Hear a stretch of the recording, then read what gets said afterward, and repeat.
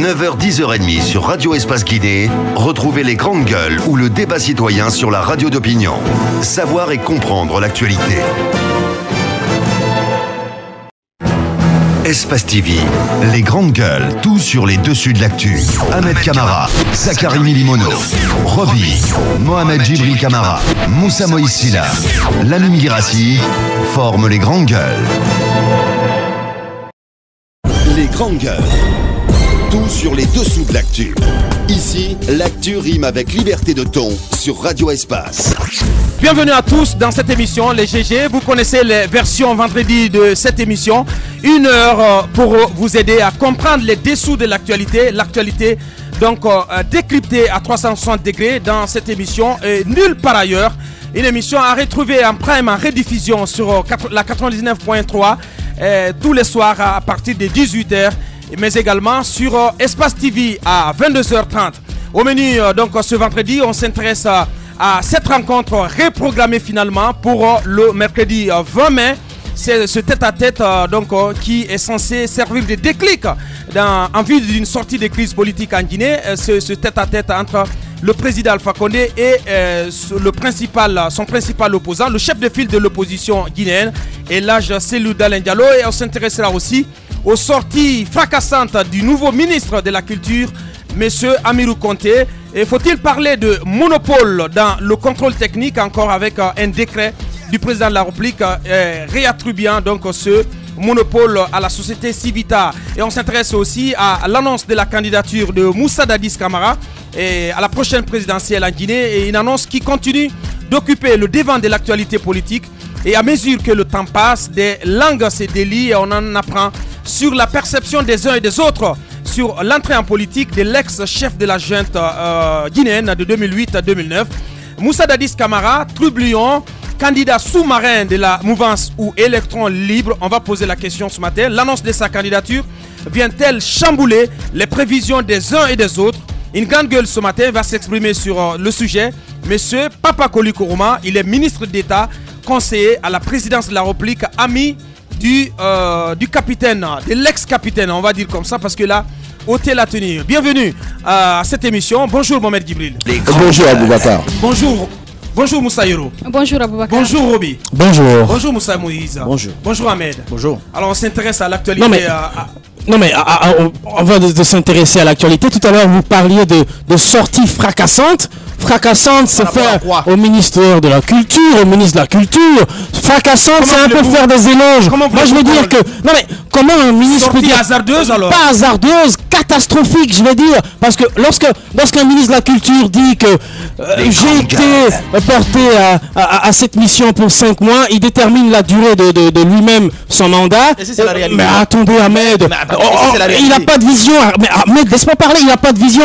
En 5 mois, qu'est-ce qu'on peut faire? Il dit que nous sommes dans une période électorale, donc ma mission c'est de réélire le professeur Alpha Condé. D'ailleurs, quand il va me rencontrer, je le lui dirai, il faudrait que tous les artistes se mettent à contribution pour la réélection du professeur. Un ministère de la Culture, un ministre de la Culture quand même, c'est trop de choses. Je veux dire que cette sortie-là, c'est une sortie... Il n'y a pas de dictature dans le monde culturel quand même. Non mais il y a tellement de choses à faire dans le monde culturel que quand un ministre de la Culture vient nous dire que moi j'ai été nommé pour 5 mois, ma mission... C'est la réélection. C'est la réélection du professeur Alpha Condé. Je peux être d'accord. Écoute, il peut bien faire allégeance à celui qu'il a élu, mais il y a trop de choses à faire. Qu'il a nommé. Il y a trop de choses à faire au ministère de la Culture. C'est un ministère aux abois. Ouais. Les artistes n'ont aucune structure. Les artistes ne sont pas accompagnés. Il y a assez de choses à faire. Il faut encourager les promoteurs culturels à investir dans les festivals. Il faut encourager les artistes dans la création, dans le travail. La mission, c'est pas la réélection forcément du professeur Alpha Condé. Je pense que le ministère de la Culture... D'ailleurs, il va plus loin. Calmez-vous. Écoutez, il va plus loin. C'est un militant de toutes les façons, Roby. Mais c'est ça qui tue notre pays. Parce qu'il va plus loin. Il va plus loin en disant d'ailleurs que lui, non seulement en étant nommé pour 5 mois, sa mission principale est celui de réélire le professeur Alpha Condé, mais qu'il met tous les artistes à contribution pour que la réélection, point, tout a été...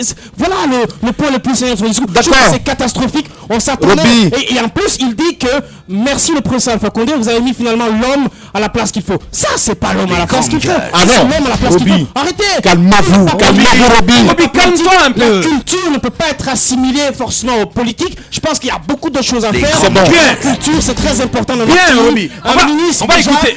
Dès son début de sa mandature, est aux abois. C'est ce qu'il faut dire. Allez-y, Ahmed Kamara. Écoutez, Roby, je comprends votre colère et elle est saine. Je suis parfaitement d'accord avec vous. Bien. Mais voilà, calmez-vous, c'est très important. On aime la vérité. On a toujours prôné la vérité dans ce pays. On a dit qu'il fallait dire la vérité. Vous le savez très bien, ça a été d'ailleurs, je vous ai dit qu'on devait même créer une école de vérité en Guinée. Une école d'éthique. Voilà, quand un ministre sort et qu'il vous le dit exactement ce pourquoi il est là et pour 5 mois, pourquoi vous fâchez? Il vous a dit, s'il vous plaît, s'il vous plaît, moi je le comprends bien, Ahmed. Il a dit, à mon avis, sa mission n'est pas différente des autres. Non. Non, mais si, cette fois-ci, peut-être si. Tous les ministres, la fonction de ministre, elle est d'abord éminemment politique. Oui, que ce soit. Non, mais ça dépend. Oui. En tout cas, je suis désolé. S'il vous plaît. Je vais vous aider. S'il vous plaît. Nous sommes sous les soleils d'Alpha Condé, le président Alpha Condé. Et tout le monde connaît l'homme. Alors, monsieur Cheikh de la justice. Les moindres faits s'il de gestes, s'il vous plaît, monsieur Cheikh de la justice, il est là au compte de quel parti? Il est là pour faire quelle politique? Je sais pas, quel mamaya du président de la République? Il est là pour faire son travail. Certainement. S'il vous plaît. Il fait de la politique. S'il vous plaît. Autrement. S'il vous plaît, Abakar. Alors que tous les ministres arrêtent de travailler et qu'ils se mettent dans la politique. S'il vous plaît. Comme ça, on pense que tout le monde soit politique finalement dans ce pays. Je pense qu'il y a des ministres qu'il faut respecter, même s'il y a d'autres quand même, carrément, quand on les nomme, qui préfèrent changer carrément leur mission pour se transformer, je ne sais en quoi, en militant farouche pour faire la promotion du président de la République. Je pense que quand un ministre sort pour vous dire que je suis là pour 5 mois et il y a ceci, il y a cela, ça veut dire tout simplement à ces artistes qui étaient contents de ne plus espérer parce que ce monsieur ne peut rien faire. Pour moi, il a été honnête. Pour moi, il a brisé tous les rêves. Oui, il a brisé les rêves. Il a signalé à ceux qui avaient des rêves pour dire exactement, ne comptez pas sur moi, je ne peux rien pour vous. Je suis tout simplement là pour 5 mois pour élire le président de la République. Quelqu'un qui vous dit ça. Moi, pour moi, j'ai du respect pour la personne. Il est honnête. Peut-être une nouvelle discordance. Je pense que je suis d'accord avec Roby. C'est une communication dont il se serait bien passé. Vous m'étonnez, Mohamed Guimé. Non, je suis désolé. Je m'attendais à un son de cloche. Non, pas du tout. Je suis là pour défendre des principes. Bien. Et ce monsieur a écorché un principe très important. Quand on est ministre, vous l'avez rappelé, la fonction de ministre, c'est une fonction à la fois politique et administrative. Ouais. Mais je pense que la rencontre au cours de laquelle il a fait ses déclarations, c'était une rencontre à forte consonance culturelle. Ouais. Il a conféré avec les artistes pour leur dire un certain nombre de choses. Les acteurs du monde culturel pour décliner en quelque sorte ses ambitions, ses objectifs pour le département de la culture. C'est très dommage pour un ministre de la culture. Donc c'est un ministre qui n'a pas de vision en fait. Non, je ne dirais pas qu'il n'a pas de vision. Non, mais il n'a pas de vision. Je suis désolé, sa déclaration est la conséquence du contexte dans lequel il a été nommé. Je suis désolé, Ahmed. Vous savez, nous sommes dans un pays où le sentiment de redevabilité vis-à-vis de celui qui nous a l'autorité de nomination est très fort. Ouais. Donc ne l'oubliez pas. Et surtout quand vous marchez, vous cherchez à marchander un poste, finalement vous l'obtenez, vous sentez redevable systématiquement de celui qui vous a nommé. Mais encore une fois, c'est une communication dont il se serait bien. Une communication ratée. Allez-y, Moussa Yoro. C'est dommage quand même qu'après 3 mois d'attente pour avoir ce ministre-là à la tête de ce département, que tous les espoirs... 3 mois? On a attendu combien de temps? On a attendu plus d'1 an. Parce que... Non, après la mort de Tidjane, le ministre, le défunt ministre... Non, mais attendez, je vais m'expliquer. Le défunt ministre, Ahmed Tidjane Cissé, a fait pratiquement 1 an grabataire du côté de Paris. Il n'y avait aucun chef de département. C'était lui qui était aux affaires. Donc dites-moi que le ministère de la Culture a fait 1 an sans chef de département. Justement, moi je parle du moment où le ministre est décédé. À partir du moment où il est décédé, on a attendu 3 mois pour obtenir un ministre à la tête de ce département. C'est dommage qu'après 3 mois qu'on brise donc les espoirs, parce qu'on a écouté les artistes ici qui se disaient que puisque le professeur Alpha Condé n'a pas pensé à eux aussi, ils ne penseront pas à lui lors de la présidentielle. C'est dommage quand même que ce monsieur vienne. On peut, comme vous dites que la fonction de ministre est politique, on peut faire la politique autrement en posant des actes positifs, je pense. On sait que la culture guinéenne est aux abois. On a besoin de relancer cette culture, d'appuyer le monde culturel. C'est dommage qu'on vienne nous dire qu'on va utiliser les artistes pour réélire le professeur Alpha Condé. On peut le faire. Ils ne sont pas nombreux, les ministres qui ne sont pas dans la mamaya politique. Mais il y en a qui le font. On peut en citer quelques-uns dans ce studio. Il y en a, mais c'est dommage quand même qu'on veuille agir ainsi. Vous pouvez en citer plus de 5. Oui. Je peux Ahmed a parlé du ministre Cheikh Sako qui s'inscrit. Il y a des ministres. Le ministre des droits de l'homme et des libertés publiques. Arrêtez de citer les noms parce que vous me donnez la migraine. Tout le monde n'est pas négatif dans ce gouvernement. Le ministre de la pêche, attendons de le voir à l'œuvre. On va évoluer. Non mais attendez, il y a des ministres, on peut citer quelques-uns. Tout n'est pas noir. Tout n'est pas noir dans ce gouvernement. Il y a des gens qui posent des actes positifs. Je pense que c'est déplorable quand même qu'on ne puisse pas se fixer des objectifs à atteindre, des actes concrets, des projets qu'on pourrait réaliser que de parler de là. On peut comment on appelle, œuvrer à réélire un président, mais en aidant aussi les hommes culturels à aller de l'avant. Bien, allez-y Moussa Moïse. Je ne trouve pas de mal qu'un ministre soutienne son président. Moussa Moïse. Mais laisse-moi parler. Je ne trouve pas de mal qu'un ministre soutienne le chef de l'État. Mais qu'un ministre dit ce que je déplore, ce que je déplore, chacun a sa feuille de route, c'est sa feuille de route. Ce que je regrette, c'est cette courtisanerie, cette bouffonnerie qui s'est emparée, bien entendu, de l'administration du gouvernement. Je veux parler de certains ministres. Ceux dont vous parlez qui soient un peu à l'écart ou à l'opposé de ce genre de monde, de ce genre de pratique, ils ne sont pas nombreux.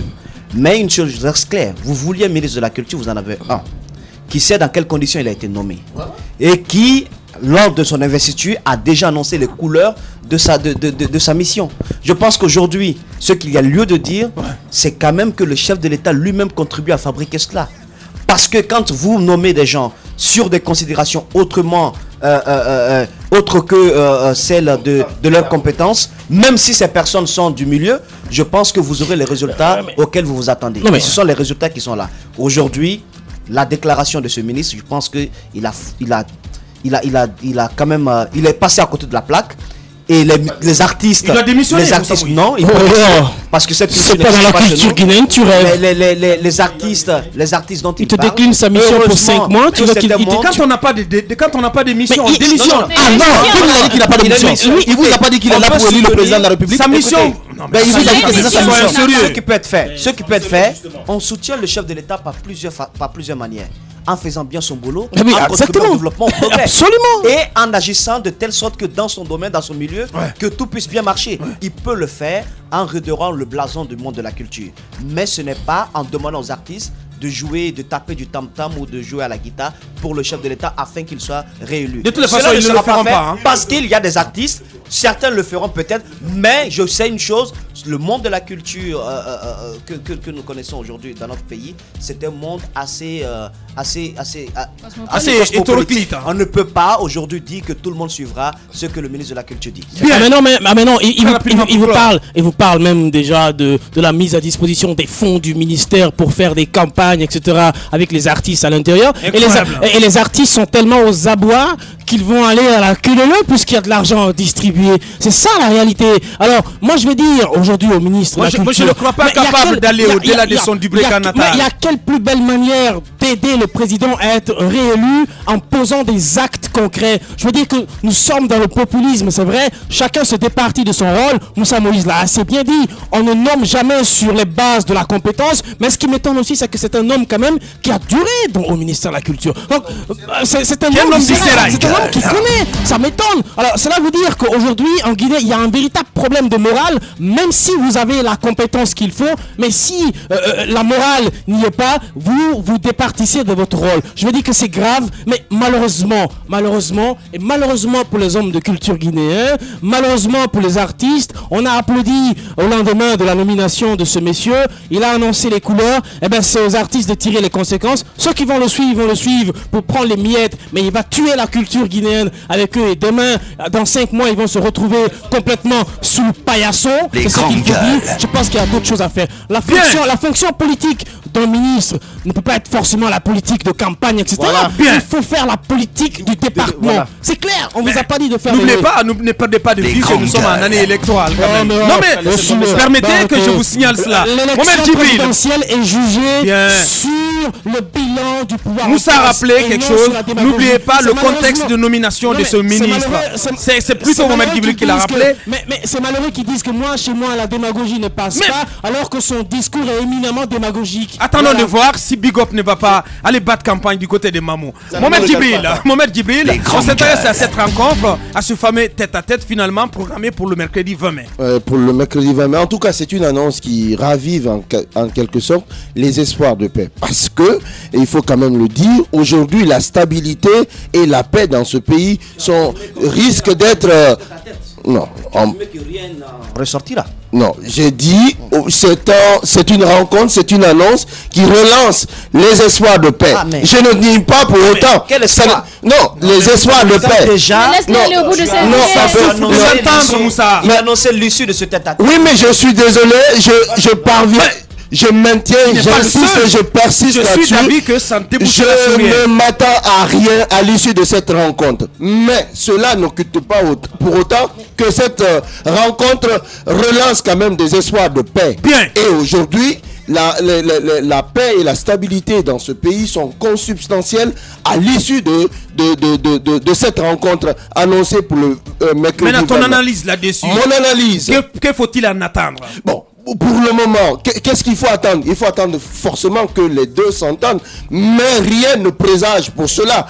De cela, parce que il y a les lignes ne bougent Il pas. patauge, hein, il patauge Non, mais complètement ce matin. les lignes ne bougent pas. Ouais. Les deux, le président, vous l'avez entendu. Quelle est ta grille de lecture, Mohamed Ma Djibril? grille de lecture, c'est ce que je vous donne. Ouais. Ma grille de lecture, c'est que cette rencontre risque de faire flot parce que toutes les conditions sont réunies pour que cette rencontre n'aboutisse pas. Les grandes lignes gueules. n'ont pas bougé de part et d'autre et je demanderai aux deux parties tout de même de privilégier l'intérêt supérieur de la nation En quoi faisant? en essayant de transcender Leurs égos surdimensionnés. parce que c'est une affaire d'ego. Roby l'a rappelé la dernière fois. Il faut transcender cette superbe, cet ego surdimensionné pour privilégier l'intérêt supérieur de la nation. Ce n'a pas toujours été le cas des deux côtés qui pensent toujours mettre en avant leur intérêt particulier. Je pense qu'il est temps, parce que le pays en a grand besoin, de mettre la paix en avant et la stabilité de ce pays. Vous en avez avant. dit cette Les rencontre grandes gueules. relance les espoirs de paix, mais elle relance aussi le débat au sein de l'opposition suite à la sortie du porte-parole de l'UFR mais, non. qui a dit que sur cette antenne que le chef de file, le président de l'UFDG ne va pas parler au nom de toute l'opposition. Non, mais il apparaît clairement que c'est une rencontre difficile, n'est-ce pas? Certainement, nous l'avons souhaité, mais qu'est-ce que ça va donner? Je pense qu'aujourd'hui, il est clair que non seulement on parlait de problème d'ego, mais aussi un problème d'orgueil. Je pense que la rencontre entre Cellou Dalein et le président Alpha Condé, c'est une rencontre formelle, en réalité. Mais ça ne donnera aucun résultat parce que ce que les gens veulent, c'est un dialogue. Il faut aussi analyser du fait qu'au sein même de cette opposition qu'ils appellent désormais opposition non plus républicaine, mais opposition plurielle, d'accord, il y a des dissensions internes. Donc, certains partis disent que Cellou va aller parler à son propre nom. Ça veut dire déjà, Le problème, c'est que ça lance les prémices. il est de plus en plus évident que tout le monde n'a pas été consulté. Absolument. Parce qu'on a vu la Et c'est- sortie de Kouyaté sur Guinée News absolument. qui dit qu'il n'a pas du tout été informé. Donc ça lance les prémices, ça lance des prémices d'une conclusion qui ne pourra certes pas acceptée par les autres membres du parti de l'opposition. Donc aujourd'hui, il est important qu'il y ait lieu cette rencontre. C'est bien, c'est formel, mais c'est le dialogue. Et le dialogue inclut la mouvance présidentielle, l'opposition, la CENI, la société Tous les civile, acteurs impliqués. pour discuter du processus électoral. C'est ça le véritable dialogue qu'il faut. Ce n'est pas la rencontre entre le professeur Alpha Condé et Ben, Cellou de Dalein. toutes les façons, Voilà. ça peut servir de déclic. Ouais, hein, mais on c'est sait du jamais. parti. Justement. Déjà, il y a des faut dissensions. espérer. Qu'est-ce que vous Ouais, voulez? il faut espérer, Il faut espérer ça que puisse ça serve servir de de déclic. déclic. Ouais. C'est l'espoir de tous les Guinéens, je pense, que le chef de file de l'opposition parte rencontrer le chef de l'État. Je pense que ça a été dit que c'est pas là que s'ouvre le dialogue. Bien. C'est une consultation et le chef de file ne peut pas parler quand même avec le chef de l'État uniquement de tous les problèmes de l'opposition, de tous les problèmes de la Guinée. Pas du Ils tout. vont partir pour ouvrir le chemin, pour ouvrir la voie au dialogue. Je pense que c'est assez clair et il faut espérer que, en tout cas, qu'il y ait de la lumière après cette rencontre. Moi, je pense que j'ai bon espoir parce que il faut se dire que C'est une rencontre formelle. Écoutez, c'est une rencontre formelle qui Djibril, pourrait être source faut de pas se déclic. leurrer. Qui pourrait être source de déclic. Les uns et les autres vont se rencontrer, mettre les problèmes autour de la table. Ils ont dit que si tout se passe bien, les manifestations vont s'arrêter. Et je pense que, comme on l'a dit, depuis combien de temps il faut mettre l'intérêt du pays en avant, il faut penser, il faut privilégier la paix, mettre les égos de côté. Je pense que ça ne servira à rien de camper chacun sur sa position. Il faut qu'on fasse des concessions de part et d'autre pour permettre à ce pays de sortir. Parce qu'on ne peut pas tourner en rond de façon éternelle en Guinée. Depuis combien de temps on ne fait que tourner en rond, les lignes ne bougent pas du tout. Bien, Moussa Moïse, Oui, monopole persistant dans le domaine du contrôle technique en Guinée. Je voulais dire juste un mot, si vous le permettez, sur Allez-y. cette rencontre, pour dire que si les deux hommes politiques, on ne dénie pas à Cellou Dalein Diallo le poids qu'il a sur l'échiquier national, il est le chef de file de l'opposition, mais la démarche que tout le monde trouverait normale, c'est qu'en allant à une telle rencontre, qu'il puisse au moins consulter ses autres pairs de l'opposition. Mais encore une fois, une rencontre jugée assez fructueuse, qui peut être fructueuse, qui peut aussi produire des résultats assez Fructueuse, concrets. hein, jugée Donc, fructueuse. Comment fructueuse? Qui peut donc donner des résultats assez concrets, et non, il peut parler. Cette rencontre ne peut pas se faire avec tout un monde. Je pense qu'on peut faire une sélection pour qu'il y ait véritablement échange et que cela puisse donner des résultats assez On n'a concrets. pas demandé à ce qu'il y ait du personne- monde. je- On n'a pas personne n'est contre l'accord, non, Moussa Moïse. non, Qu'il le sache. absolument. Laissez-moi hein. finir, C'est laissez-moi juste qu'il finir. fallait qu'il consulte. C'est le président et le Ensuite- chef de file de l'opposition. Ensuite, Mais en accord avec lorsque ses autres le pairs chef de politiques. l'État, certains leaders de l'opposition. On a dit chef avaient de au file début- de l'opposition. Oui, certains leaders de l'opposition avaient au début de cette crise, dénoncé l'indépendance, comment on appelle, le fait que la CENI soit sous la coupole de l'exécutif, donc du président de la République. Aujourd'hui, c'est ce même président qui tend la main à l'opposition et qui veut recevoir le chef de file de cette opposition. Vous ne pensez pas C'est pas quand une même- aumône qu'il Non, lui non, fait. Écoutez, C'est non, pas non. une aumône Moi, qu'il je lui ne fait, dis Moussa pas que Moïse. c'est une aumône. N'allez pas prendre que ce- l'heure est grave. n'allez pas prendre Il ce est qui obligé. N'allez pas prendre ce qui est Non, mais- superficiel pour laisser l'essentiel. L'essentiel est que ça permet au moins de tempérer un peu. Ils ont été tout ce qui se contraints en passe. cela. Bien Vous sûr. comprenez? L'essentiel est qu'au moins celui qu'on accuse d'être l'instigateur de toute cette crise, de tirer les ficelles au niveau de la CENI, c'est ce même monsieur qui reçoit le chef de file de l'opposition. Je pense qu'aujourd'hui, en bon guinéen, il y a quand même lieu Mais où est le trophée? de dire, le trophée c'est où? Ouais. Le trophée au moins que ça va permettre à ce que chacun Non, puisse... Moussa, ça oh, permettra quand même. à ce que chacun... C'est son point de vue. On n'a Ça pas permettra besoin- au chef on de n'a pas l'État. besoin de Je s'en pense qu'il y a une féliciter. chose. On ne peut pas quand même organiser une telle rencontre pour...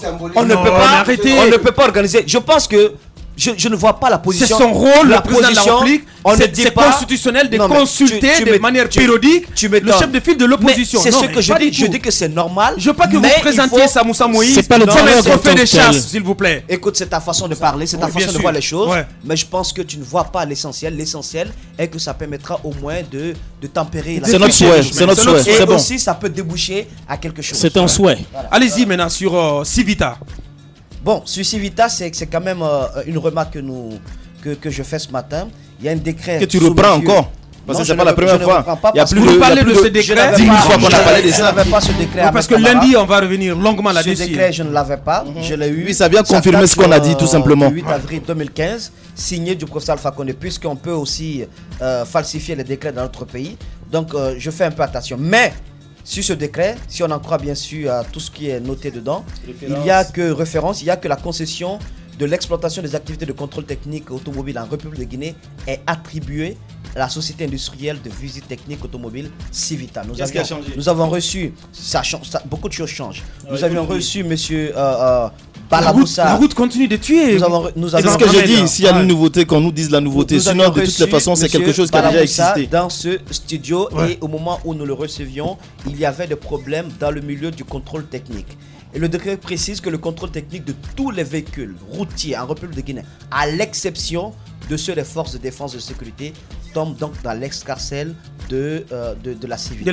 Mais également le contrôle technique des véhicules d'occasion embarqués à l'étranger à destination de la République de Guinée. Quand je vous donnerai le chiffre, vous comprendrez de quoi est-ce qu'il s'agit, au-delà du contrôle technique, de la manne financière que cela représente. La preuve du contrôle technique de tout véhicule routier est exigée pour la souscription de toute police d'assurance. Mais ce qui a attiré mon attention, c'est quand même quelques remarques sur ce décret, parce que ce n'est pas le premier. Il y a deux décrets que j'ai ici. Il y a deux décrets, donc 056 et 057. Alors le premier, 056, dit qu'il y aura monopole pour le contrôle technique. Pour cela, il faut des consultations par appel d'offres. Mais entre-temps, il y a un dossier d'appel d'offres que le ministère des Transports serait en train de faire pour la réception technique des véhicules importés en République de Guinée. Deuxièmement, le décret 057, donc du même jour, si vous regardez un peu les dates, parce que j'ai les décrets ici, précise, attribue le monopole à Civita. Regardez déjà la contradiction. Donc, il y a une sorte de micmac que je ne comprends pas. Le décret 057 dit lui-même, parce que quand vous parcourez le décret 057 dit que Civita n'est pas enregistré, parce qu'il est demandé dans ce décret à la société Civita d'être enregistrée au RCCM.